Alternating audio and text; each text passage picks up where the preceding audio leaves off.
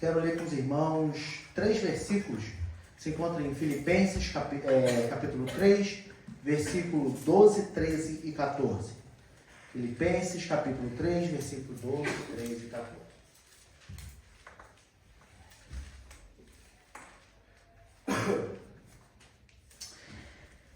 Como nós temos visto aqui alguns irmãos testificando e testemunhando, viramos um ano, Deus permitiu que a gente virasse para um novo ano, 2023.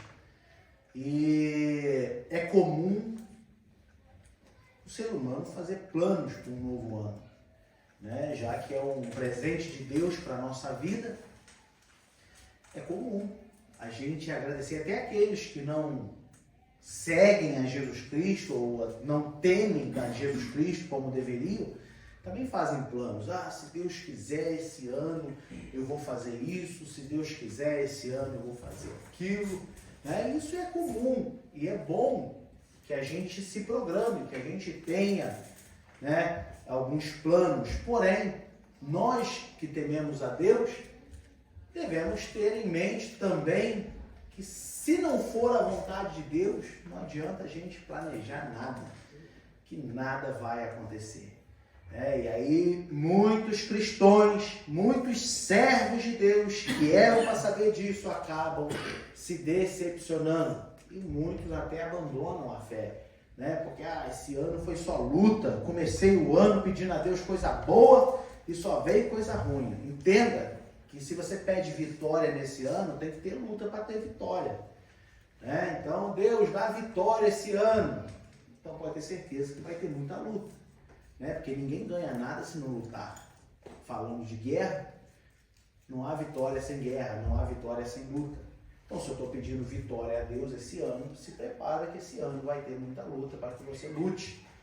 E a luta vai te amadurecer. E a luta vai te tornar uma pessoa mais madura, mais competente. E se você não desfalecer, se você não retroceder, você vai se tornar uma pessoa mais forte em tudo. Amém? E diante disso, muitas das vezes a gente faz plano para tudo, mas por último fica sempre a nossa vida espiritual com Deus. Como era a minha vida em 2022 e como deve ser a minha vida em 2023? E eu peguei essa passagem aqui do apóstolo Paulo porque tem um contexto muito lindo diante disso. Quando ele escreve aos Filipenses, ele escreve assim: não que já tenha alcançado ou que seja perfeito, mas prossigo para alcançar aquilo para que o que fui também preso por Cristo Jesus.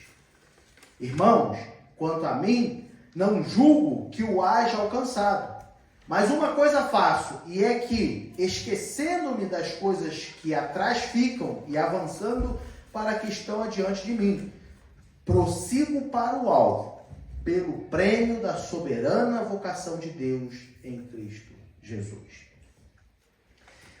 O apóstolo Paulo aqui está nos motivando, nos exortando a continuar avante. E ele fala, esquecendo-me das coisas que atrás ficam e avançando para que estão diante de mim. Como eu disse, normalmente a gente faz muitos planos para a nossa vida física, financeira, vida material. E poucas vezes a gente também bota no nosso coração o que deveria ser prioridade. Na minha humilde opinião, nós como cristãos, como servos de Deus, a prioridade no meu coração deveria ser: esse ano eu quero alcançar mais almas para Jesus. Esse ano eu quero pregar mais o Evangelho. Esse ano eu quero sair da inércia como não saí no ano passado. Poucas das vezes nós pensamos nisso. A gente quer fazer muita coisa, né? Até mesmo dentro da igreja. Não, que esse ano agora a gente tem aqui um ministério de louvor de novo, está sendo uma bênção, esse ano nós vamos louvar muito. Tá. E quem que nós vamos alcançar com o nosso louvor? E a gente não se programa para isso. A gente não se programa. Quais os louvores que eu posso escolher para que possa tocar nos corações dos irmãos que estão nos ouvindo ou daquele visitante, daquela visitante que está nos visitando nesse dia?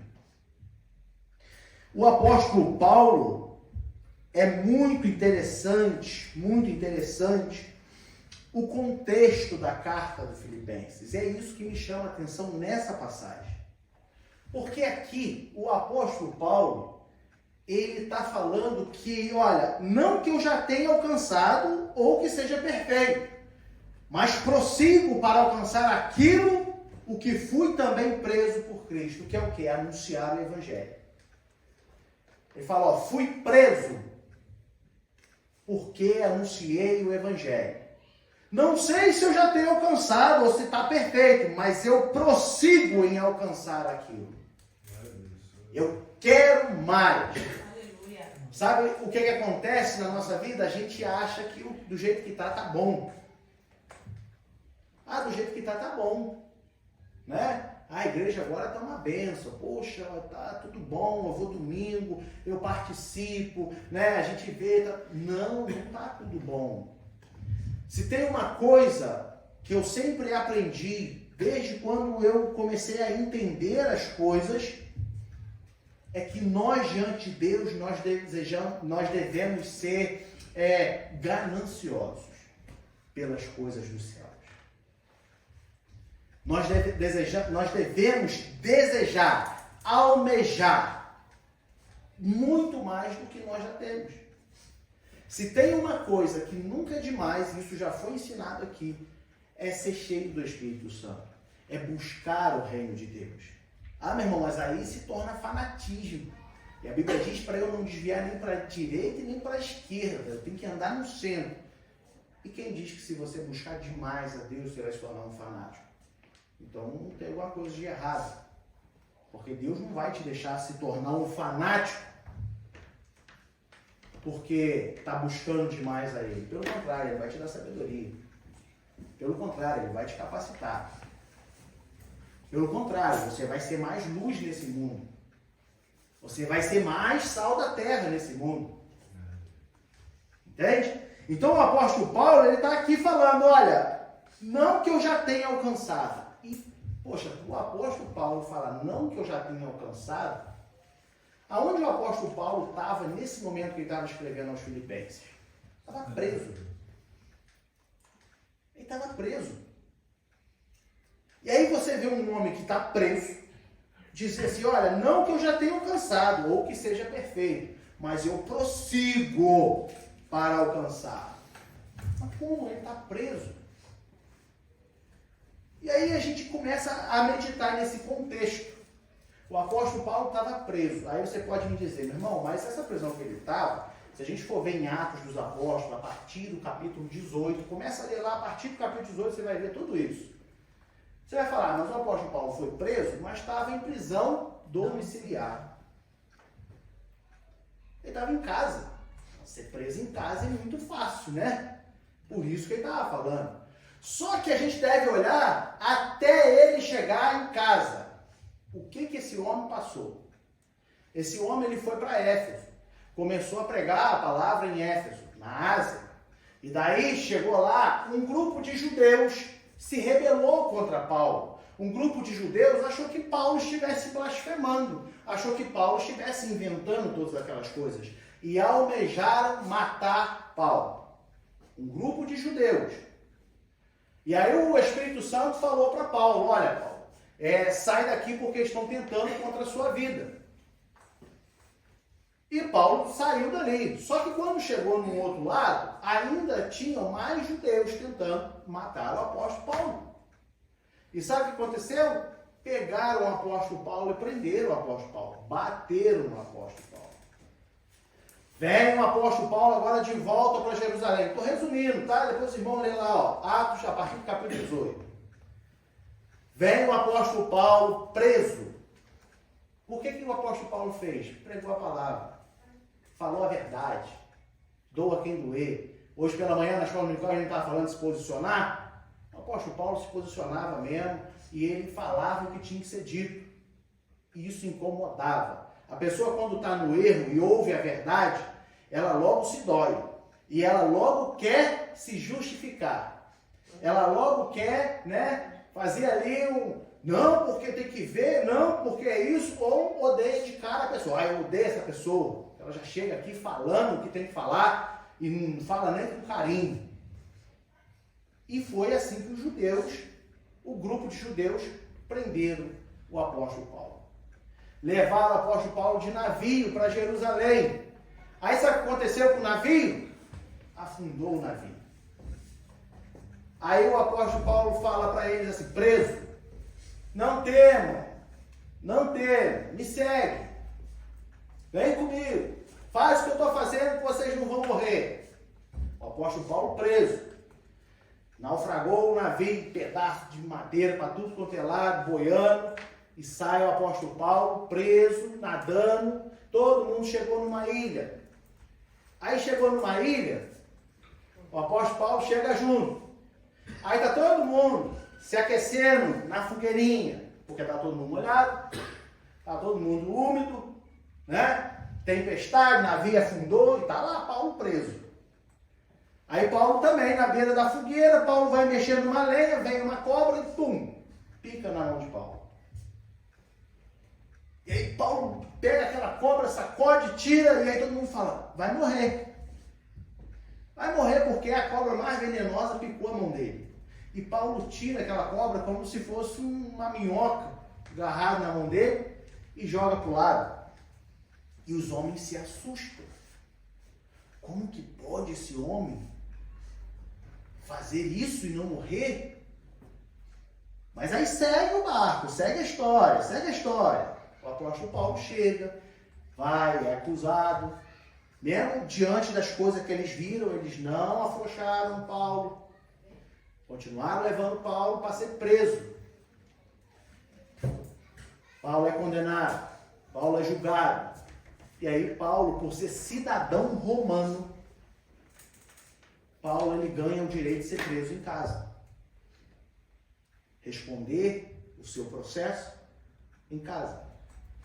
E de casa Paulo escreveu a carta aos Filipenses. Só que aí você me diz, mas ele estava em casa. Mas olha até chegar em casa o que esse homem não passou. Olha até chegar em casa o que esse homem não sofreu. E aí eu te pergunto, ele desistiu de anunciar o Evangelho? Não, porque ele diz, mas prossigo para alcançar aquilo que fui também preso por Cristo. Aleluia. Nada intimidava Paulo. Porque Paulo tinha um propósito no seu coração. Porque Paulo sabia o chamado de Deus no seu coração. E Paulo tinha provado a Jesus Cristo. Ele provou. O próprio Jesus o ensinou todas as coisas. E Paulo, ele velava pela sua comunhão, a sua união com Deus, com Jesus Cristo. Se nós formos ler nos versículos anteriores, ele começa assim no versículo 7, 8 e 9, do capítulo 3. Versículo 7. Mas o que para mim era ganho, reputei-o perda por Cristo.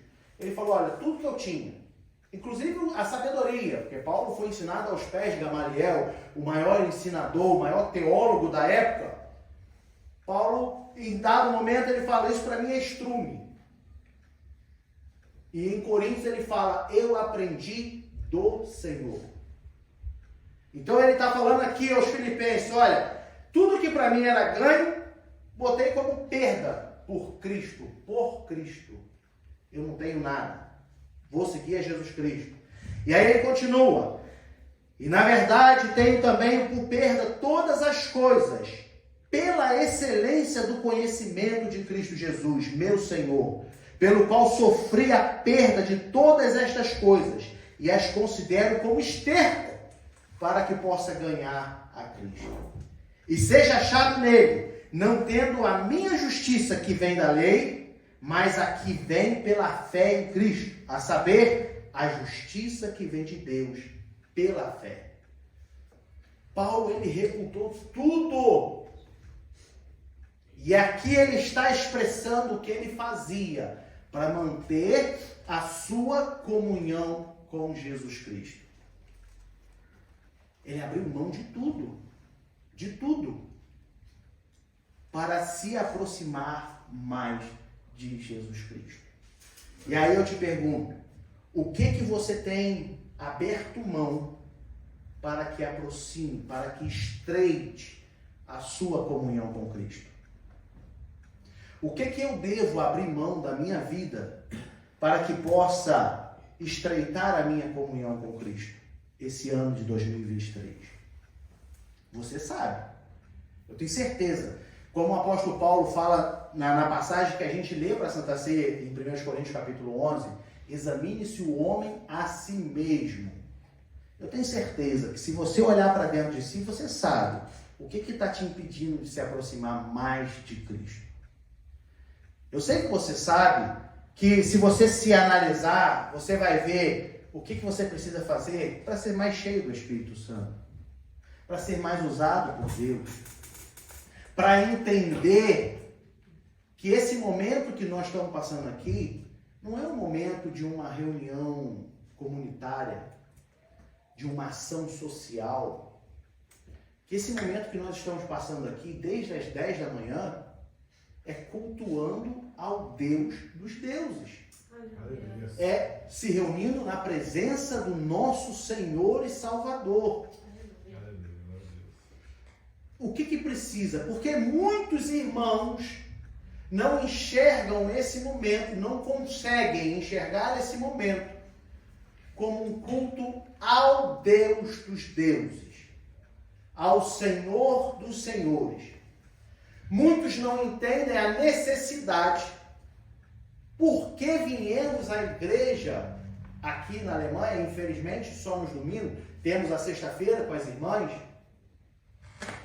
Por que eu devo vir à igreja? Por que eu devo cultuar? Muitos irmãos não entendem isso e por isso, como o apóstolo Paulo diz, dormem na presença do nosso Deus. Muitos irmãos enxergam esse momento como uma ação social. Estou indo à igreja, lá tem os irmãos que eu gosto, os amigos, e a gente se distrai, confraterniza depois do culto, é uma coisa gostosa, é uma coisa boa, e a pessoa entra e sai da mesma forma. Não entende que esse pequeno espaço, embora seja um espaço improvisado, mas o que nós fazemos aqui é diante do nosso Senhor, do nosso Deus.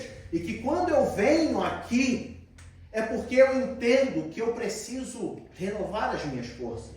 Quando eu venho aqui, é porque eu entendo que eu tenho que agradecer ao meu Deus.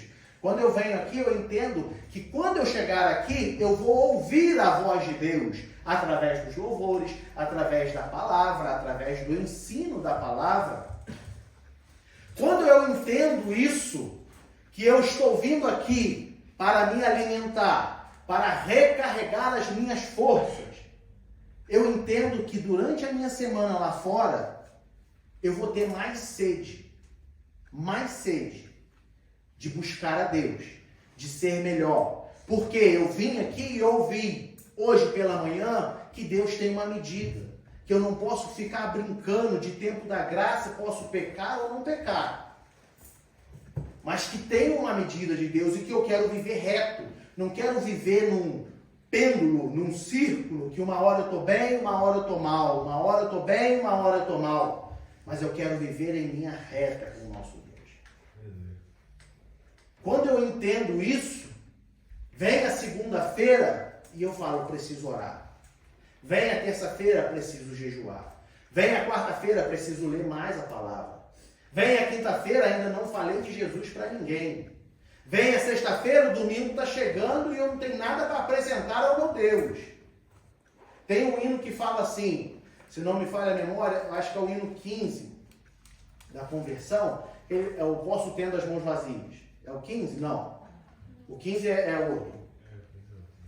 Enfim, ele fala assim, posso tendo as mãos vazias ao Senhor me apresentar, quantas almas poderia ao meu Deus participar ou apresentar? Me ajuda aí, em nome de Jesus. Vamos ver o trecho. Eu posso ter as mãos vazias. O refrão dele.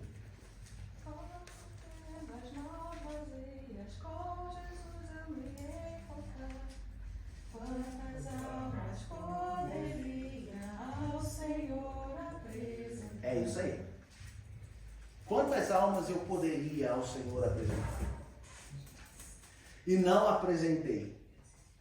Que aí tem muitos irmãos que pensam assim, isso é uma função do pastor, isso é uma função do presbítero Diego, que hoje está enfermo. Isso é uma função de fulano de tal, isso é uma função, isso não é minha função. O ir de pregar é para todos, não é para pastor, não é para presbítero, não é para a igreja A, para a igreja B, para a igreja C, é para todos. Ide e pregai. E pode ter certeza que naquele dia, nós deveremos dar conta, ou nós daremos conta de tudo que eu deixei de fazer aqui na terra, que era para eu ter feito. Sabe por quê? Porque eu planejei a minha vida toda, mas como servo de Deus, a última coisa, ou que era para planejar, eu não planejei. Que é ser um servo melhor, que é ser um cristão melhor, que é procurar com zelo cuidar mais das coisas de Deus, que é procurar com zelo andar, fazer a vontade de Deus. Um homem preso, que apanhou, pulou do penhasco, teve que se jogar do penhasco para não morrer, caiu lá embaixo, foi apedrejado, apanhou com chicote. Paulo foi tudo isso. Mas ele diz, não que já tenha alcançado ou que seja perfeita, mas prossigo para alcançar aquilo que fui também preso por Cristo.